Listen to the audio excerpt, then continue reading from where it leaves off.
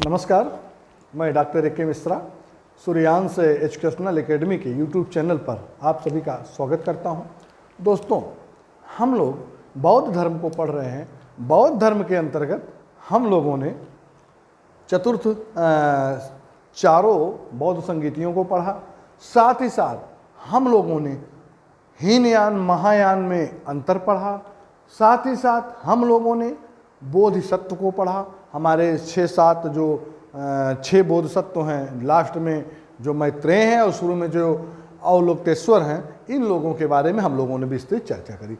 साथ ही साथ हम लोगों ने बौद्ध धर्म के हीनयान और महायान जो दोनों अपने दो उपसंप्रदायों में बट गए थे, उसके बारे में भी हम लोगों ने विस्तृत चर्चा करी। आज हम लोग देखेंगे जो अन्य प्रमुख संप्रदाय हैं गौतम बुद्ध से संबंधित, उसके बारे में हम लोग चर्चा करेंगे। तो अन्य प्रमुख संप्रदाय क्या है? निम्न है। सबसे पहले हम लोग देखेंगे वज्रयान संप्रदाय। क्या देखेंगे?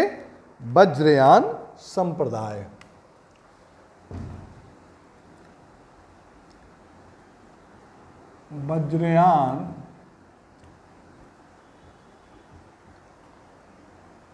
वज्रयान संप्रदाय के बारे में हम लोग चर्चा करेंगे।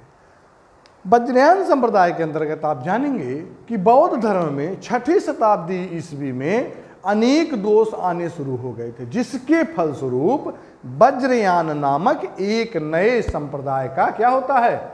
उदय होता है। कब? 6ठी शताब्दी ईस्वी में। कब? 6ठी शताब्दी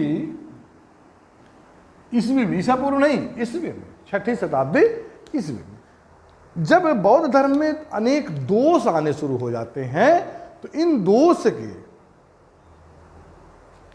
दोष को देखते हुए एक नए संप्रदाय का उदय होता है। जैसे आप देखेंगे कि जब वैदिक धर्म में जो है कर्मकांडी जटिलता आ जाती है, तो एक नए धर्म का उदय होता है, या धर्म नहीं, आप संप्रदाय कह सकते हो। उसी तरीके से यहाँ जब बौद्ध धर्म में अनेक दोष आने शुरू हो जाते हैं, तो एक नए संप्रदाय का उदय होता है, उसका नाम है वज्रयान संप्रदाय। ठीक है? इसमें बुद्ध की अनेक पत्नियों की कल्पना की गई, जिसमें आप देखेंगे तारा, चक्रेश्वरी देवी आदि प्रमुख हैं। कौन कौन? इसमें क्या हुआ? वज्रयान संप्रदाय में बुद्ध की अनेक पत्नियां हैं, इसकी कल्पना की गई। अनेक पत्नी की कल्पना की गई, जिसमें से तारा और चक्रेश्वरी आदि को प्रमुख माना गया। यह संप्रदाय मुख्यतः 2 जगह था। कहाँ कहाँ? यह संप्रदाय मुख्य रूप से बिहार और बंगाल में प्रचलित था। कहाँ कहाँ? बिहार एवं बंगाल में। यह संप्रदाय प्रमुख रूप से बिहार एवं बंगाल में प्रचलित था। इसका सबसे अधिक विकास आप देखेंगे 6ठी शताब्दी ईस्वी में इसका उदय होता है, लेकिन ये अपने चरमोत्कर्ष पे कब होता है? 8ठी शताब्दी ईस्वी में। अपने चरमोत्कर्ष पर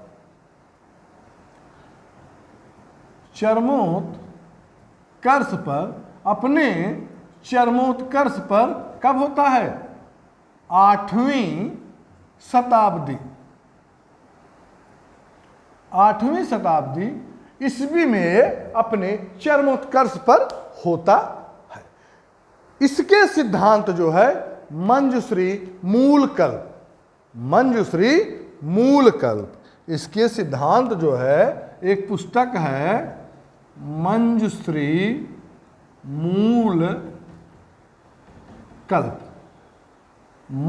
मूलकल्प में तथा गुह्य समाज नामक ग्रंथों में एक और है मंजुश्री मूलकल्प, साथ ही गुह्य समाज। इन 2 पुस्तकों में इनका उल्लेख मिलता है। और आप देखेंगे कि जो गुह समाज है, गुह समाज के रचयिता कौन है? गुह समाज के रचयिता को गुह समाज के रचयिता जो है असंग को माना जाता है। ठीक है। इसके बाद आप देखेंगे वज्रयान संप्रदाय के बाद आप देखेंगे काल चक्रयान। क्या देखेंगे? काल चक्रयान। काल चक्रयान। काल चक्रयान के बारे में हम लोग चर्चा करेंगे। ये 10वीं शताब्दी ईस्वी में वज्रयान से ही काल चक्रयान की उत्पत्ति होती। किससे? इसकी उत्पत्ति किससे होती है? इसकी उत्पत्ति वज्रयान से होती है। इसकी उत्पत्ति वज्रयान से इसकी उत्पत्ति होती है। मंजूश्री को इसका मंजूश्री को इनका काल चक्रयान का क्या माना जाता है? प्रवर्तक। किसको? मंजूश्री को। मंजूश्री को इसका प्रवर्तक जो है माना जाता है। इसके जो सर्वोच्च देवता हैं या प्रमुख देवता हैं वो थे श्री काल चक्र। इसके जो प्रमुख देवता थे कौन थे? श्री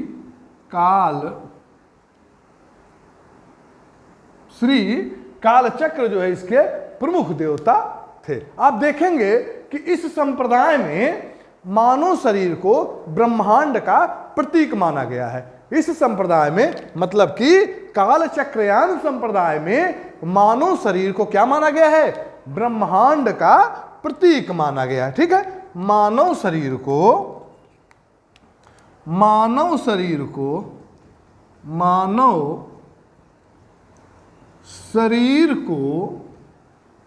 क्या माना गया है? ब्रह्मांड का, मानव शरीर को ब्रह्मांड का प्रतीक माना गया। किसमें? काल चक्रयान में। इसके प्रवर्तक कौन है? मंजूश्री हैं। ठीक है। और एक किससे निकला है? वज्रयान से ही इसकी उत्पत्ति हुई है। आप देखेंगे कि इसके जो है दो प्रमुख संप्रदाय और थे। क्या क्या? एक काल चक्र तंत्र और दूसरा विमल प्रभा टीका। इस संप्रदाय के दो प्रमुख इस संप्रदाय के ये दो प्रमुख ग्रंथ है। कौन कौन? पहला है काल चक्र तंत्र। पहला है काल चक्र तंत्र, तो दूसरा वहीं, पहला काल चक्र तंत्र है तो दूसरा वहीं विमल प्रभा टीका। दूसरा है विमल प्रभा टीका। विमल प्रभा टीका है। ठीक है। अब आप देखेंगे वज्रयान संप्रदाय के बाद काल चक्रयान, काल चक्रयान के बाद हम लोग देखेंगे सहजयान। क्या देखेंगे? सहजयान।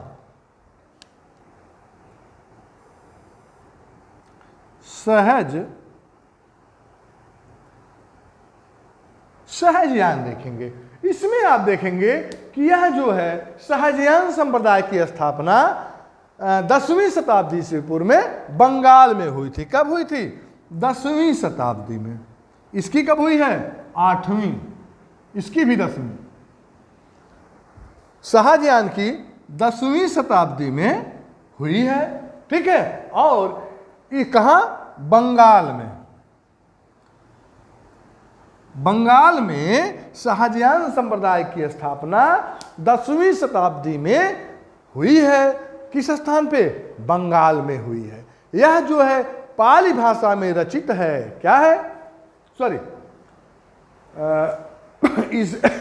इसमें जो है वज्रयान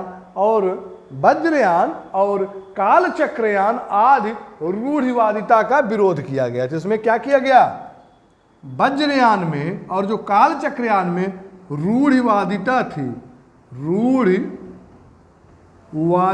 थी, इसका क्या हुआ?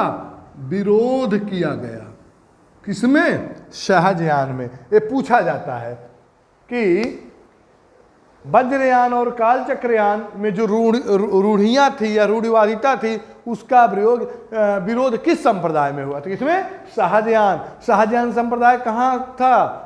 किस स्थान पे? बंगाल में हुई थी।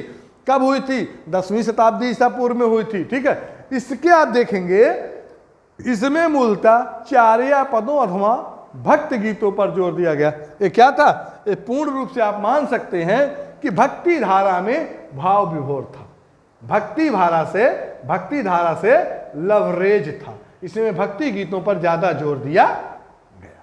ठीक है, इसके बाद हम लोग देखेंगे बौद्ध साहित्य। बौद्ध साहित्य के बारे में हम लोग चर्चा करेंगे। उन बौद्ध साहित्यों के बारे में चर्चा करेंगे जिनको पढ़ने से हमें गौतम बुद्ध के बारे में बहुत कुछ जानने को मिलता है। क्योंकि जितने भी बौद्ध साहित्य है सब गौतम बुद्ध के बारे में या उनके धर्म के बारे में या उनके निर्वाण के बारे में, या आप देखेंगे धर्मचक्र प्रवर्तन के बारे, इन सब के बारे में ही लिखा गया है। तो आइए हम लोग देखते हैं, क्या देखेंगे? बौद्ध साहित्य। हम लोग बौद्ध साहित्य पर चर्चा करते हैं। बौद्ध साहित्य। गौतम बुद्ध के जो साहित्य है उसको क्या कहा गया है? उसको त्रिपिटक कहा गया है। बौद्ध साहित्य को, गौतम बुद्ध के बारे में जो लिखा गया है बौद्ध साहित्य, जिसमें उनके नियम लिखे गए, कानून लिखे गए हैं, उनको क्या हम कहते हैं? त्रिपिटक। उनको हम त्रिपिटक कहते हैं। बौद्ध साहित्य को हम कहते हैं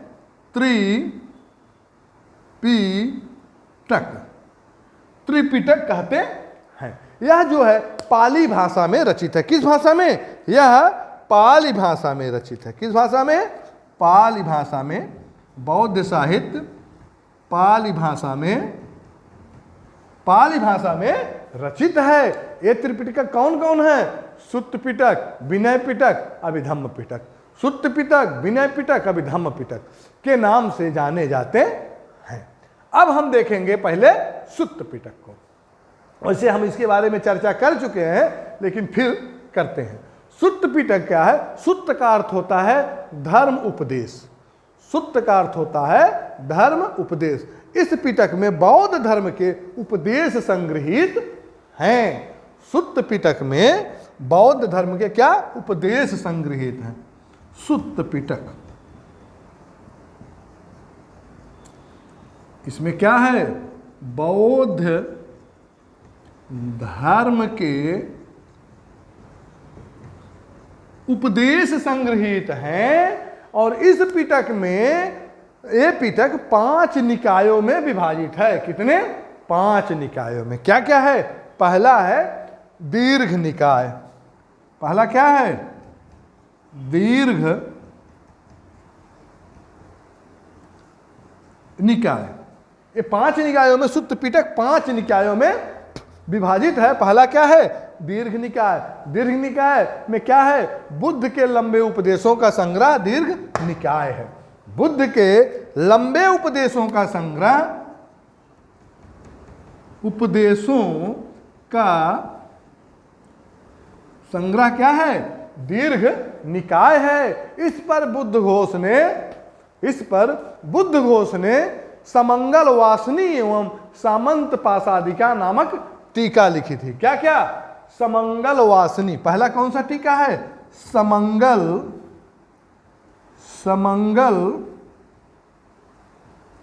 वासनी। समंगल वासनी है। तो दूसरा जो है सामंत पासादिका। दूसरा है सामंत पासा टीका। ये जो है 2 टीका कौन लिखा था? बुद्ध घोष ने लिखा था। इसके बाद दीर्घ निकाय के बाद हम लोग देखेंगे जो दूसरा निकाय है मिज्झम निकाय या मध्यम निकाय कहा जाता है। मिज्झम निकाय या इसी को कहीं कहीं मध्यम निकाय भी कहा गया है। इसमें देखेंगे इस मध्यम निकाय में छोटे उपदेशों का संग्रह है। गौतम बुद्ध के छोटे उपदेशों का संग्रह आपको मध्यम निकाय में मिलता है। इसके बाद देखेंगे संयुक्त निकाय। इसके बाद हम लोग देखेंगे संयुक्त निकाय। संयुक्त निकाय, संयुक्त निकाय में देखेंगे बुद्ध की संक्षिप्त घोषणाओं का संग्रह है। क्या है? बुद्ध के संक्षिप्त घोषणाओं का संग्रह है। इसी का भाग धर्म चक्र प्रवर्तन सूत्र है। इसी का भाग धर्म चक्र प्रवर्तन सूत्र है। इसमें मध्यम प्रतिपदा एवं अष्टांगिक मार्ग का उल्लेख है। क्या क्या? मध्यम प्रतिपदा एवं अष्टांगिक मार्ग का उल्लेख आपको कहाँ मिलता है? संयुक्त निकाय में मिलता है। संयुक्त निकाय किसका दीर्घ है? 5 जो दीर्घ निकाय है किसके हैं? संयुक्त निकाय सुत्त पिटक के, सुत्त पिटक के हैं। ठीक है, इसमें क्या मिलता है? इसमें मध्यम प्रतिपदा एवं अष्टांगिक मार्ग का उल्लेख मिलता है और ये बुद्ध के संक्षिप्त घोषणाओं का संग्रह है। ठीक है, अब इसके बाद हम देखेंगे, चौथा देखेंगे अंगुत्तर निकाय। चौथा देखेंगे अंगुत्तर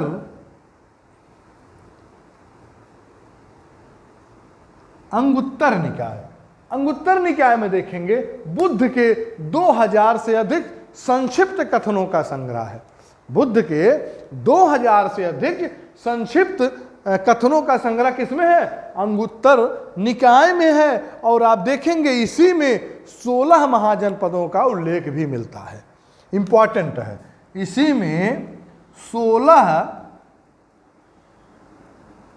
महाजनपदों का उल्लेख मिलता है। ये कई बार पूछा भी गया है कि 16 महाजनपदों का उल्लेख बुद्ध के किस निकाय में मिलता है या सुत्त पिटक के किस निकाय में मिलता है।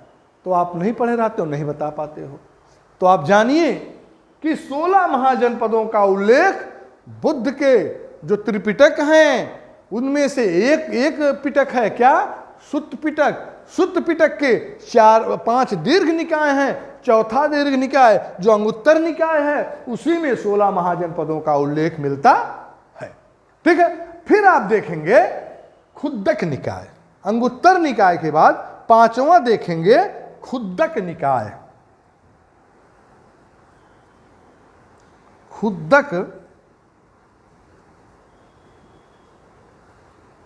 खुद्दक निकाय, इसमें आप देखेंगे इसमें कई ग्रंथ आते हैं। क्या क्या? खुद्दक पाठ, धम्म पद, उदान, सुत्त निपात, विमान वस्तु, पत्त वस्तु, थेरी गाथा, जातक आदि। फिर से ध्यान दीजिए, इसमें क्या कई ग्रंथ आते हैं? कौन कौन? खुद्दक पाठ, धम्म पद, उदान, सुत्त निपात, विमान वस्तु, पत्त वस्तु, थेरी गाथा, जातक आदि। जातकों में बुद्ध के कई जन्मों की कहानियां संग्रहित हैं। जातक में बुद्ध के जीवन की बुद्ध के पूर्व जन्मों की कई कहानियां संग्रहित हैं। कुछ जातक ग्रंथ बुद्ध काल की राजनैतिक स्थिति का भी वर्णन करते हैं। ठीक है, इसके बाद हम लोग देखेंगे विनय पिटक। इसके बाद हम लोग विनय पिटक पर चर्चा करते हैं।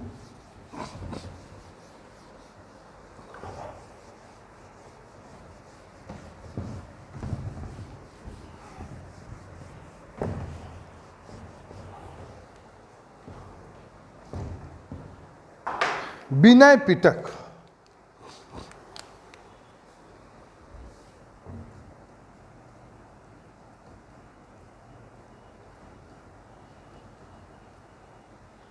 विनय पिटक पर चर्चा करते।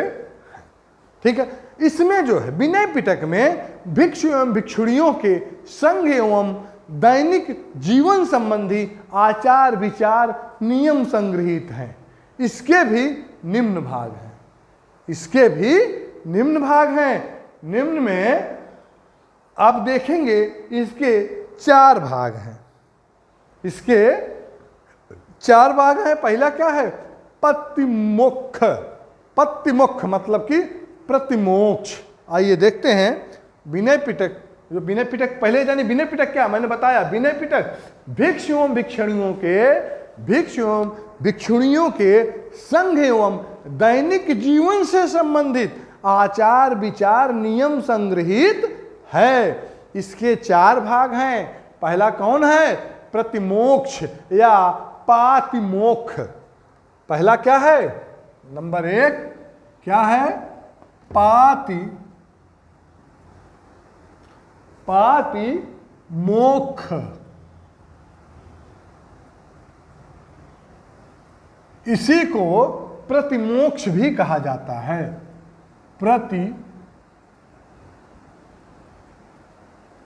इसी को प्रतिमोक्ष भी कहा जाता है। आप देखेंगे प्रतिमोक्ष में अनुशासन संबंधी विधि निषेधों तथा उसके भंग होने पर किए जाने वाले प्रायश्चित का वर्णन मिलता है।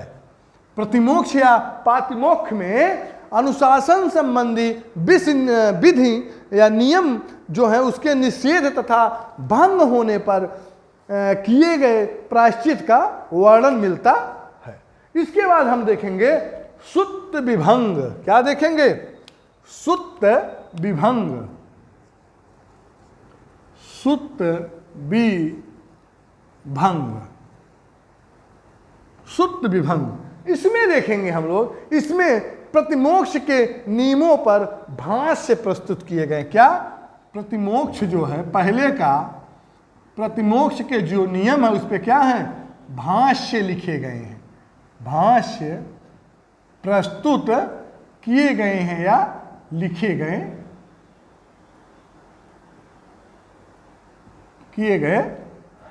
ठीक है। अब देखेंगे इसके 2 भाग हैं। पहला क्या है? पहला महाविभंग है। सुत्त विभंग के 2 भाग हैं। क्या है? पहला आप देखेंगे महाविभंग। पहला महाविभंग है तो दूसरा वहीं भिक्षुणी विभंग। दूसरा वहीं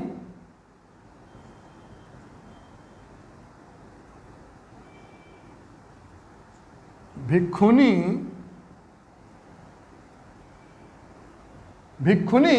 विभंग 2 भाग हैं।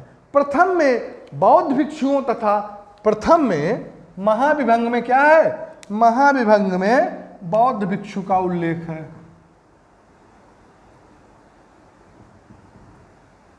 बौद्ध भिक्षु का उल्लेख है और दूसरे में भिक्षुणी में क्या है? भिक्षुणी में बौद्ध भिक्षुणियों का। पहले में महाविभंग में बौद्ध भिक्षु का, दूसरे में भिक्षुणी विभंग में बौद्ध भिक्षुणियों के लिए विधि निषेध दिए गए हैं। क्या? दोनों के लिए विधि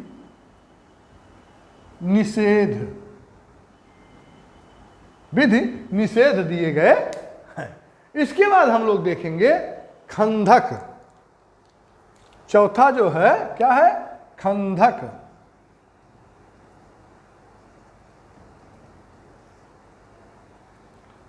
खंधक। अब खंधक में देखेंगे कि इसमें संघीय जीवन संबंधी विधि निषेधों का विस्तार पूर्वक वर्णन मिलता है। क्या? संघीय जीवन संबंधी विधि निषेधों का विस्तार पूर्वक वर्णन मिलता है। इसके बाद हम लोग देखेंगे संघीय जीवन संबंधी, इतना जान लीजिए, संघीय जीवन संबंधी विधि निषेध का जो है विस्तार पूर्वक वर्णन मिलता है। इसके बाद हम लोग जानेंगे चौथा परिवार। परिवार अब देखेंगे इसमें विनय पिटक के दूसरे भाग का, विनय पिटक के दूसरे भागों का सारांश प्रश्नोत्तर के रूप में प्रस्तुत किया गया है। प्रश्न और उत्तर, प्रश्न पूछा गया है फिर उत्तर दिया गया है। ये किसमें है? परिवार में है। इसके बाद हम लोग देखेंगे अभिधम्म पिटक। पहला हम लोगों ने क्या देखा? सुत्त पिटक, जिसके 5 हम लोगों ने निकाय पढ़ा। इसके बाद चौथा निकाय सबसे इंपॉर्टेंट है, जिसमें अंगुत्तर निकाय, अंगुत्तर निकाय में 16 महाजनपदों का उल्लेख है। इसके बाद हम लोगों ने विनय पिटक को पढ़ा, विनय पिटक के अंतर्गत 4 हम लोगों ने पढ़ा। अब हम पढ़ेंगे अभिधम्म पिटक। अभिधम्म पिटक, अभिधम्म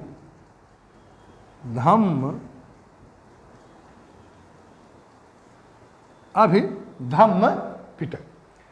अब आप देखेंगे इस पिटक में बौद्ध दार्शनिकों के सिद्धांतों का वर्णन मिलता है। क्या? बौद्ध दार्शनिक जो हैं उनके सिद्धांत का वर्णन हमको कहाँ मिलता है? अभिधम्म पिटक में मिलता है। यह भी क्या है? प्रश्नोत्तर रूप में है। इसके अंतर्गत 7 ग्रंथ सम्मिलित हैं। इसके अंतर्गत 7 ग्रंथ सम्मिलित हैं। कौन कौन? पहला आप जानिए, धम्म संगणी। पहला क्या है? धम्म संगणी। दूसरा क्या है? विभंग। तीसरा क्या है? युगल पंचती। ध्यान दीजिएगा, बढ़िया से सुनिएगा। पहला क्या है? धम्म संगणी। दूसरा क्या है? विभंग है। तीसरा क्या है? तीसरा है धातु कथा। तीसरा क्या है? धातु कथा। चौथा क्या है? युगल पंचती। छठा पांचवा क्या है? कथा वातथु तथा। छठा है यमक। 7वां है पट्ठान।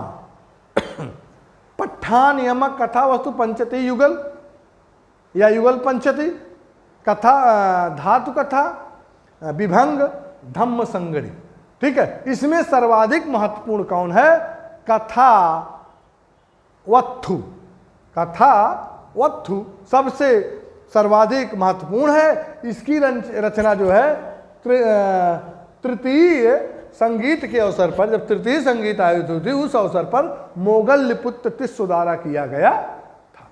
कथा वत्थु की रचना तृतीय संगीत के अवसर पर मोगल पुत्र तिस्सो द्वारा किया गया था। ठीक है। अब इसके साथ ही साथ हम लोग बौद्ध धर्म के अन्य जो प्रमुख ग्रंथ हैं उनके बारे में भी हम लोग चर्चा कर लेते हैं। जैसे आप देखेंगे जातक कथाएं। अब इन जातक कथाएं जो हैं इनकी संख्या, जातक जो कथाएं हैं, जातक कथाएं, जातक कथाएं टोटल कितनी है? 549। टोटल 549 जातक कथाएं हैं। इसमें बुद्ध के पूर्व जन्मों की सभी कथाएं हैं। भारतीय कला साहित्य का यह सबसे प्राचीन संग्रह है और यह पाली भाषा में है। यह जो है पाली भाषा में है और भारतीय कथा साहित्य का सबसे प्राचीन संग्रह ये कौन है? जातक कथाएं हैं। इसके बाद दूसरा हम देखेंगे अट्ठ कथाएं। दूसरा, पहला जातक, तो दूसरा हम देखेंगे अट्ठ कथाएं। अट्ठ कथाओं के अंतर्गत देखेंगे ये त्रिपिटकों के भाष्य रूप में लिखी गई हैं। सुत्त पिटक की अट्ठ कथा एक महाअट्टक है। विनय पिटक की अट्ठ कथा कुरुंदी है। अभिधम्म पिटक की अट्ठ कथा मूल रूप से सिंहली भाषा में महापच्चरी है। तो ध्यान दीजिए, सुत्त पिटक की क्या है? महाअट्टक। विनय पिटक की क्या है? कुरुंदी। अभिधम्म पिटक की क्या है? महापच्चरी। ठीक है। अब देखेंगे ये सब मूल रूप से सिंहली भाषा में है। बुद्ध घोष ने इसका मागधी में अनुवाद किया था। ये भी ध्यान रखिएगा कि अट्ठ कथाओं का बुद्ध घोष ने मागधी में अनुवाद किया था और ये सिंहली में है। इसके बाद हम तीसरा देखेंगे निदान कथाएं।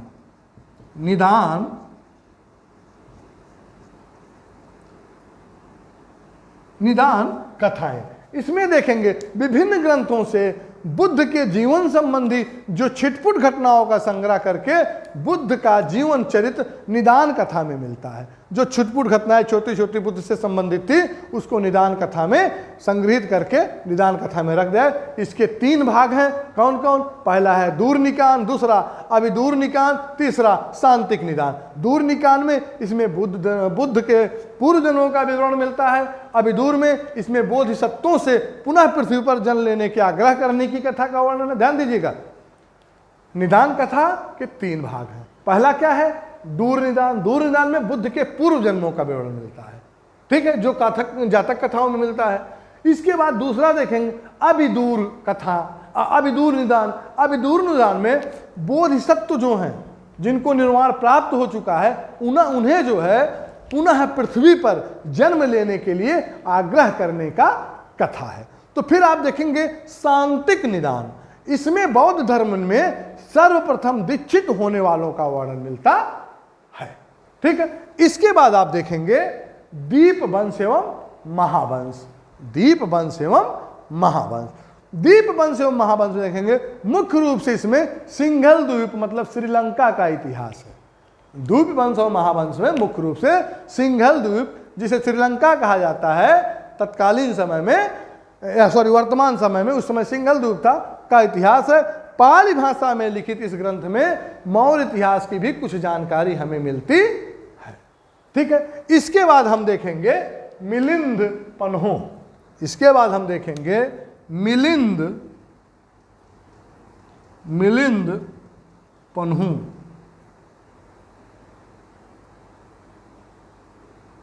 मिलिंद पन्हो के बारे में जानेंगे।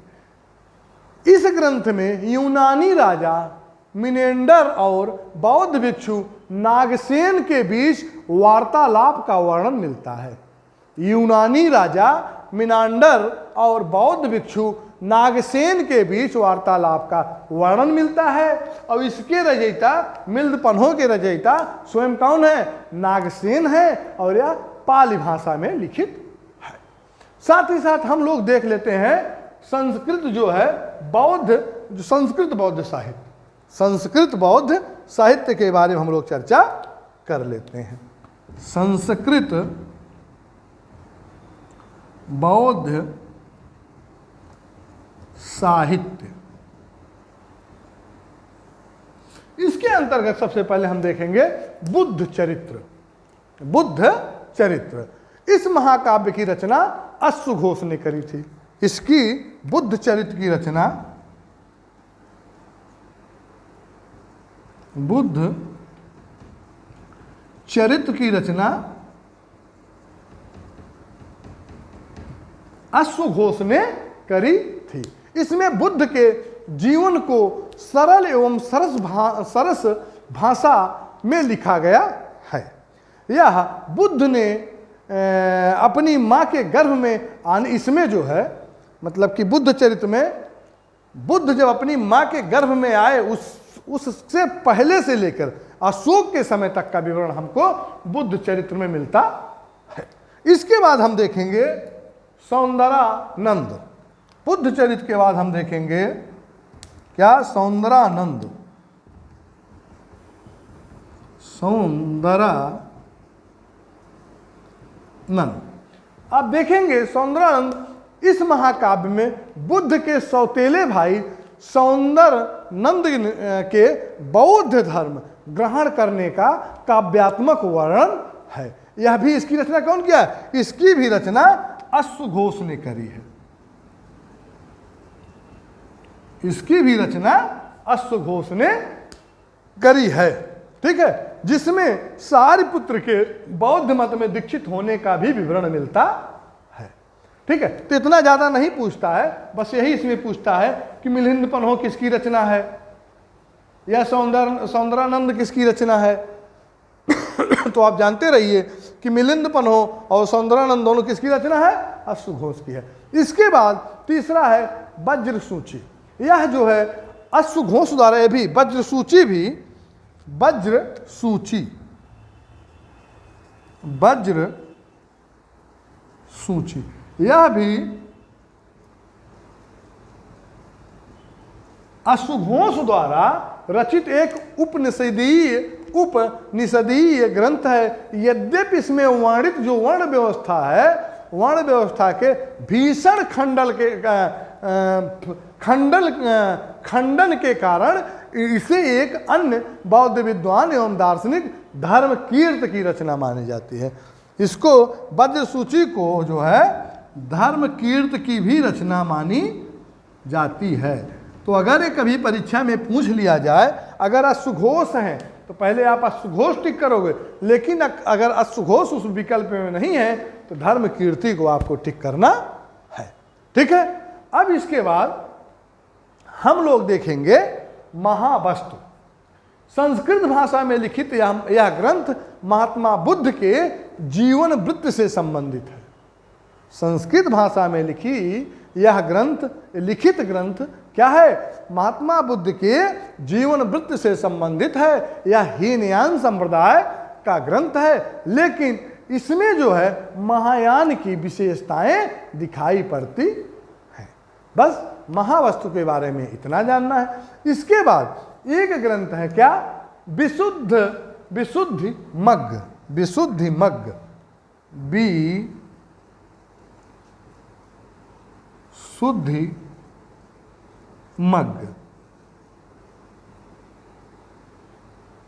मग्ग, यह भी बुद्ध घोष द्वारा लिखा गया। यह जो है बुद्ध घोष द्वारा लिखा गया हीनयान संप्रदाय का ग्रंथ है।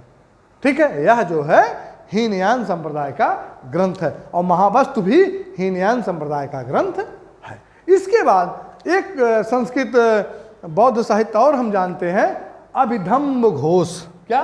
अभिधम्ब घोष। अभिधम्ब